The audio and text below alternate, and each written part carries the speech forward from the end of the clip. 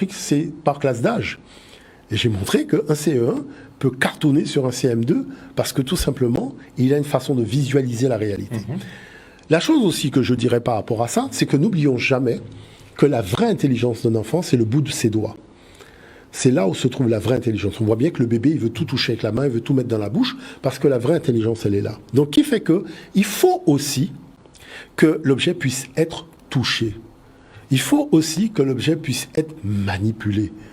C'est ça l'enjeu. Donc, il y a une dimension des mathématiques dont on avait eu l'occasion de parler avec Paston, on a fait cet exposé la dernière fois. C'est le fait de pouvoir, par exemple, sur le sable ou sur le sol, avec un bâton, faire les traits au sol, à l'extérieur, dans la cour de récréation, et faire des mathématiques très avancées. Alors, si on peut montrer le premier élément, c'est pour expliquer, donc là, sur un tableau, ce que, je dirais, normalement, on peut faire au sol, dans du sable ou dans de la terre, avec des enfants à partir de leur baguette. Que vaut 22 fois 43? Alors, utilisons notre méthode. J'ai 22, le premier chiffre est 2, je trace 1, 2 lignes. Et pour le deuxième chiffre, je trace aussi 1, 2 lignes. Et j'ai représenté le nombre 22 par notre méthode. 2, ça fait 22. Multiplié par 43, j'ai 4, donc je trace 1, 2, 3, 4 lignes. Et puis 3 pour le nombre 43, c'est 1, 2 et 3. Je vais marquer les points d'intersection de ces lignes. J'ai un point, un autre, ici, ici, ici et là, là, là, et puis ici, comme ça, comme ça, comme ça, ici, ici, là, et puis là, et puis on a ces points d'intersection. Je regroupe les points d'intersection par diagonale, dans ce sens. Une diagonale, deux diagonales, trois diagonales. Donc, j'ai ce groupe, et puis ce groupe, et puis ce groupe, et je vais faire le dénombrement. J'ai 1, 2, 3, 4, 5, 6, 7, 8, je marque 8. J'ai 1, 2, 3, 4, 5, 6, 7, 8, 9, 10, 11, 12, 13, 14. J'écris 14. Et j'ai 1, 2, 3, 4, 5, 6. J'écris 6. Alors ici, je constate que le nombre de points d'intersection pour la deuxième diagonale dépasse 10. Ici, j'ai 8. Ici, j'ai 6. Et si vous regardez le premier exemple, on n'avait pas une telle situation. Tous les points d'intersection par diagonale étaient strictement inférieurs à 10. Alors, comment traiter ce problème? Eh bien, chaque fois que le nombre de points d'intersection dépasse 10, le premier chiffre sera comme une retenue pour la diagonale qui précède. La diagonale qui précède cette diagonale, qui a 14 points d'intersection, eh bien, c'est celle-là. Donc, on va transférer 1 vers cette diagonale, c'est-à-dire on va ajouter 1 à 8. OK? Donc, 1 plus 8, ça va faire 9. Je fais 8 plus 1 parce que j'ai 14 et que j'ai dépassé 10. Donc, j'envoie le premier chiffre de 14 vers 8. 8 plus 1, ça fait 9. Je conserve le chiffre 4. Je conserve le chiffre 6. Donc, j'ai 9, 4, 6.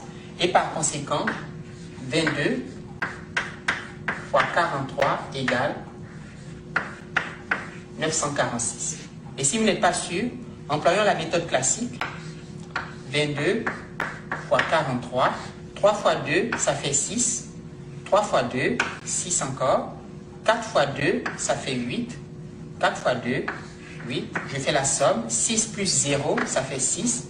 6 plus 8, ça fait 14. J'écris 4 et je retiens 1. Vous voyez, la retenue dont je parlais, c'est celle-là qui est ajoutée au point d'intersection de la diagonale qui précède.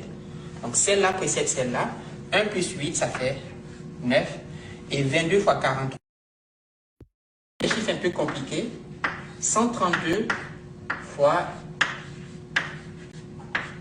221. Que vaut 132 fois 221? Je représente le nombre 132 par des lignes. Et le premier chiffre est 1. Donc je marque un trait. Le deuxième chiffre est 3. Je marque 1, 2, 3 traits. Et le troisième chiffre est 2. Je marque 1, 2.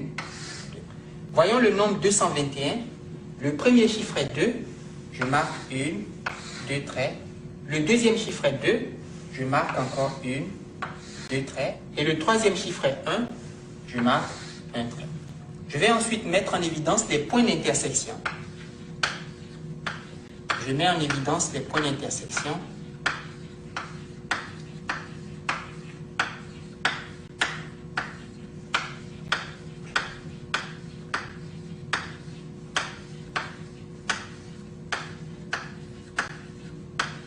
La prochaine étape consiste à regrouper ces points d'intersection par diagonale. Donc, dans ce sens.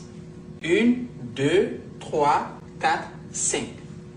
1, 2, 3, 4, 5. Par diagonale.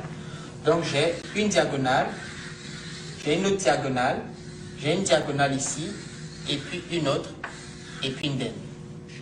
Donc, 1, 2, 3, 4, 5. On dénombre ensuite dans chaque diagonale le nombre de points d'intersection. On dénombre dans chaque diagonale le nombre de points d'intersection. La première diagonale, j'ai 1, 2, je marque 2. La deuxième, j'ai 1, 2, 3, 4, 5, 6, 7, 8, je marque 8. Pour la troisième, j'ai 1, 2, 3, 4, 5, 6, 7, 8, 9, 10, 11. 1 plus 6, ça fait 7. 7 plus 4, ça fait 11. Je marque 11. La quatrième diagonale comporte 1, 2, 3, 4, 5, 6, 7. Je marque 7. Et la dernière diagonale comporte 2 points d'intersection. Donc j'ai 2, 8, 11, 7 et 2. 2, 8, 11, 7 et 2.